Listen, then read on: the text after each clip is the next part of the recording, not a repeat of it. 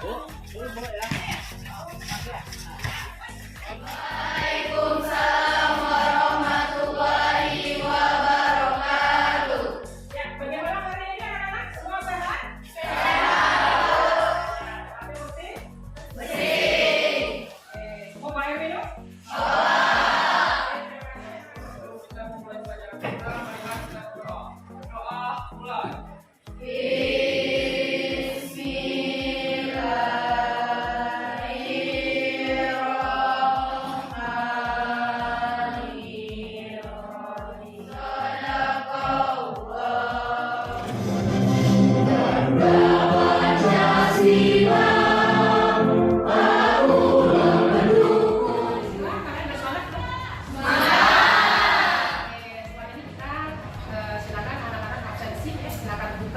HP-nya, Google Form-nya ya, silakan isi sekarang ya. Absennya, jangan lupa. Hadir semua enggak? Hadir. Silakan. Isi pertanyaan pada kita. Kira-kira masih ada yang bingung tidak? Wah, tentang pembelajaran kita minggu kemarin. Pembelajaran kita minggu kemarin. Asasi manusia. Ya, bagus. Itu pertanyaan. Coba ada yang tahu pengertian hak itu apa? Ya, silakan. Hak adalah sesuatu yang kita miliki dari dalam hidup kita sejak lahir tanpa adanya faktor keturunan dari orang tua atau penyayang. Oh iya, terima kasih ya. Satu lagi, ada yang tahu pengertian kewajiban? Adalah sesuatu yang harus dilaksanakan. Oh iya, boleh. Terima kasih ya anak-anak. Baiklah anak-anak, hari ini kita akan belajar tentang bab 2 tentang sistem demokrasi Pancasila. Mampu menganalisis sistem dan dinamika demokrasi Pancasila sesuai dengan Undang-Undang Dasar Negara Republik Indonesia tahun 1945 dengan baik. Kemudian peserta didik mampu menguraikan prinsip-prinsip demokrasi dengan tepat. Ya. Kemudian peserta didik mampu melalui diskusi, mampu mempresentasikan upaya membangun kehidupan yang demokratis di Indonesia dengan baik. Ya. Jadi itu tujuan pembelajaran kita hari ini. Jadi kita ngambil ke KD 2 ya. Jadi kita materi kita hari ini tentang demokrasi Pancasila yang pakaikan demokrasi. Nah, anak-anak akan gampang ya kalau kita menggunakan demokrasi ya. Demokrasi itu gampang ya. Cukup dengan menghafal saja. Gampang ingat. Berarti kalau itu ada pemerintahan. DR itu dari kalau OR-nya oleh. Kemudian UR-nya. Jadi itu gampang banget mengingatnya pengertian tentang demokrasi. Pemerintahan dari rakyat oleh rakyat dan untuk rakyat. Oke. Kemudian di situ ada macam-macam demokrasi. Ya. Jadi macam-macam demokrasi itu yang pertama Indonesia ya. Ada demokrasi terpimpin. Ini juga persis Presiden Soekarno. Nah, dalam demokrasi terpimpin ini negara kita mengalami banyak penyelewengan. Mengapa? Karena tidak sesuai dengan Undang-Undang Dasar dan nilai-nilai Pancasila. Contohnya di situ ada Undang-Undang tentang TAP MPR nomor 3 tahun 1963. Di situ isinya menyatakan bahwa presiden seumur hidup. Sedangkan dalam undang-undang kita peraturan presiden dipilih 5 tahun sekali. Dan ini adalah salah satu penyelewengan yang terjadi di demokrasi terpimpin. Kemudian ada demokrasi Pancasila. Nah, di demokrasi Pancasila ini ya tahun 1965 sampai 1998 ya. Jadi negara kita itu sudah dipimpin oleh Bapak siapa? Presidennya? Bapak Soeharto. Namun pada prinsipnya dari maka pada tahun 1998 terjadilah kerusuhan di Jakarta. Era Orde Baru, era reformasi. Sehingga presiden diturunkan karena ketidakpuasan rakyat anggota pemimpinnya. Diturunkan sehingga pada tahun itu juga sampai di masa demokrasi reformasi Presiden Soeharto dinyatakan berhenti. Dia diganti sama siapa kan? B.J. Habibie.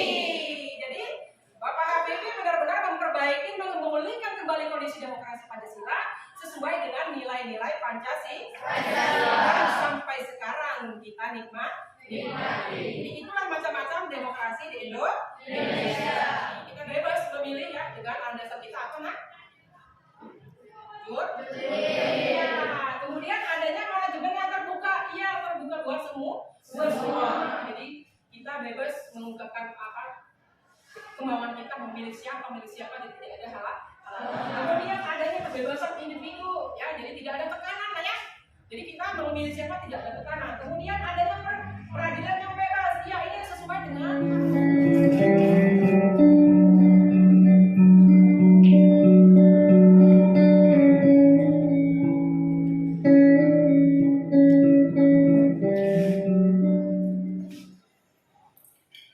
yang terjadi kala itu.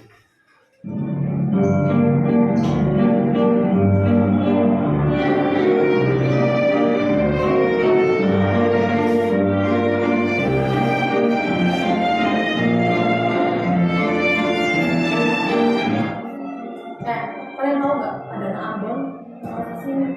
Loh, dari kapan juga sih? Gue sih nggak tahu lebih pada dari kapan. Kita udah dekil jelek. Masa sih dekil? Iya jelek banget. Emang semua orang Papua gitu kayak gitu? Iya bukan Papua, di Ambon. Ngapain kan di sini? Kamu itu asal mana? iya boleh ya, silakan Cinta. Adanya penyuapan. Apalagi tadi? Ya. Ya. Apalagi ditemukan? Iya, ada ujian kebencian sekarang. Anak-anak silahkan berkelompok sesuai dengan kelompoknya masing-masing yang udah kita bagi. Ya, silakan membagi kelompoknya.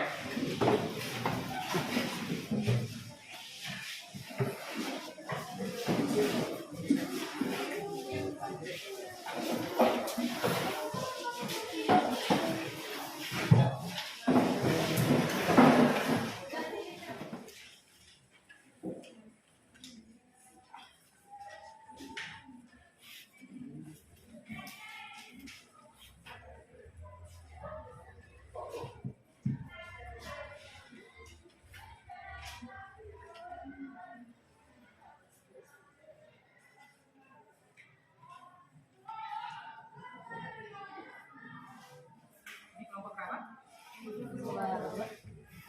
Sudah ketemu? Semua kan?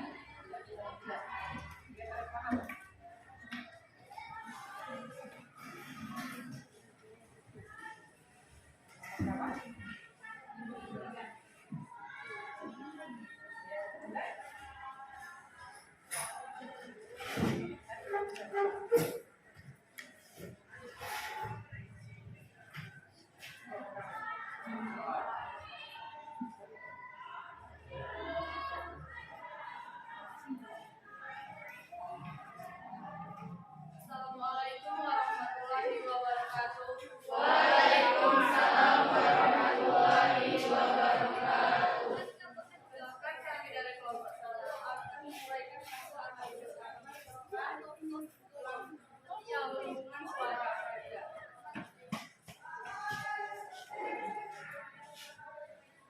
Di sini saya akan menguraikan hasil analisis kelompok kami. Kasus yang kami temui dan kami angkat dalam contoh kasus demokrasi adalah penggelembungan suara kandidat. Dengan contoh kasus penggelembungan suara pada pemilu TPR. Kita kasih tepuk tangan ya. Saya kasih kelompok satu, silakan kembali ke tempat kembali. Kami akhiri. Wassalamualaikum warahmatullahi wabarakatuh. Waalaikumsalam warahmatullahi wabarakatuh. Baiklah, golput. Pengertian golput adalah sekelompok orang atau individu yang tidak memberikan suara pada pemilu. Padahal pemilu itu merupakan bentuk kebetulan dan kepentingan mereka, yang mana dengan pemilu akan tersalur atau sekurang-kurangnya diperhatikan, dan bahwa mereka sedikit banyak dapat mempengaruhi tindakan-tindakan dari mereka berwenang untuk membuat keputusan-keputusan meningkatkan golput atau eksis dalam pemilihan umum. Hal ini dikarenakan sistem demokrasi karena dalam sistem rakyat diberikan kebebasan untuk ikut serta dalam menentukan pimpinannya. Bagaimana? Rakyat yang tidak memberikan suara, ya. Dia tidak memilih siapa yang harus dipilih. Salah satunya mungkin ya dari jawaban dari bawah. Oke, sudah ada lagi yang bertanya? Ya, ini silakan. Apa sanksi orang yang melakukan golput dan sanksi orang yang mengajak untuk golput atau menyuarakan golput? Sanksinya bagaimana kalau Saya akan menyimpulkan dari hasil pembelajaran.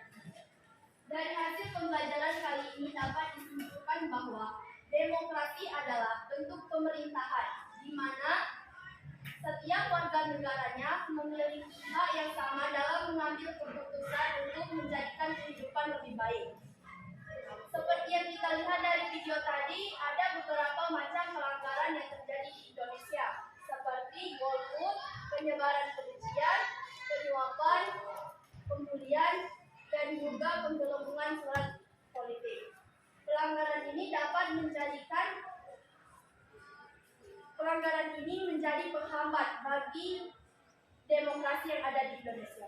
ya, terima kasih Indah ya.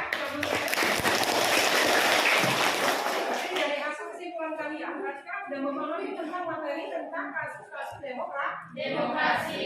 Nah, itu akan mengukur bagaimana sejauh mana pengetahuan kalian secara personal ya setelah kita belajar ini.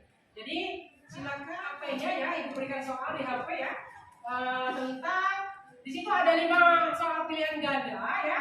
Kalian kerjakan, jawabannya dikasih dibuat di kertas lembar dulu. Nanti akan ibu kalian kumpul ke depan akan ibu nilai. Coba kita lihat kemampuan kalian. Ya, silakan kerjakan. Mau lihat di HP-nya ya soalnya ya, pilihan gandanya. Ya, silakan kerjakan. Waktunya sebentar ya karena soalnya cuma cuma ya. Pilihan ganda. Oke, sebentar, tidak lama.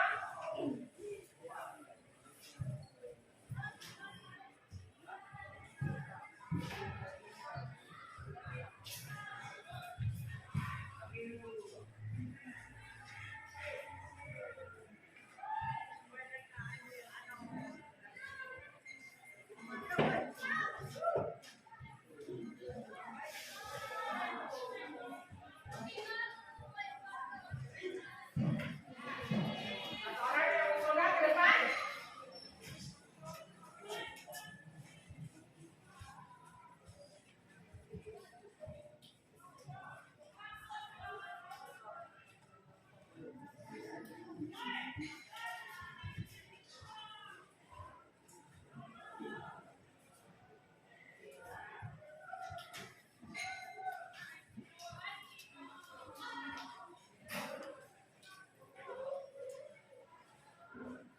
Ya, baiklah anak-anak dari hasil jawaban kalian ya. Ini lebih menyenangkan dan tidak bosan saat di dalam kelas.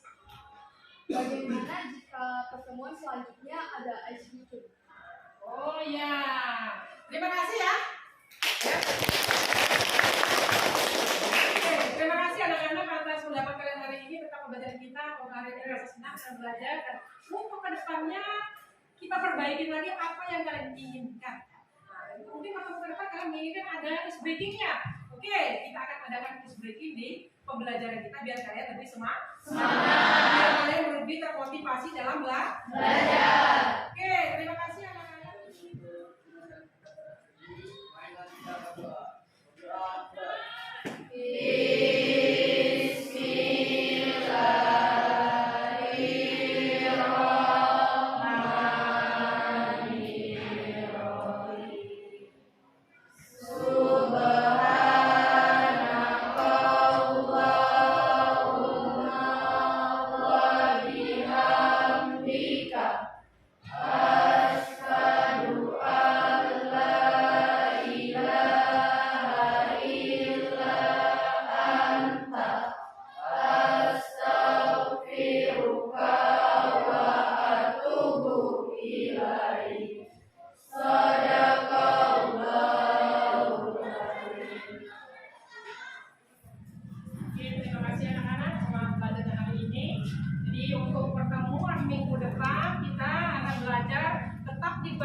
tapi dengan kajian materi yang berbeda. Jadi minggu depan kita akan belajar tentang demokrasi Pancasila di bagian membahas tentang prinsip-prinsip demokrasi Pancasila. Jadi sebelum kita belajar minggu depan, anak-anak silakan cari tentang literasi sumber-sumber tentang sistem dan prinsip-prinsip demokrasi Pancasila. Jadi biar besok belajarnya tidak susah, belajar banyak.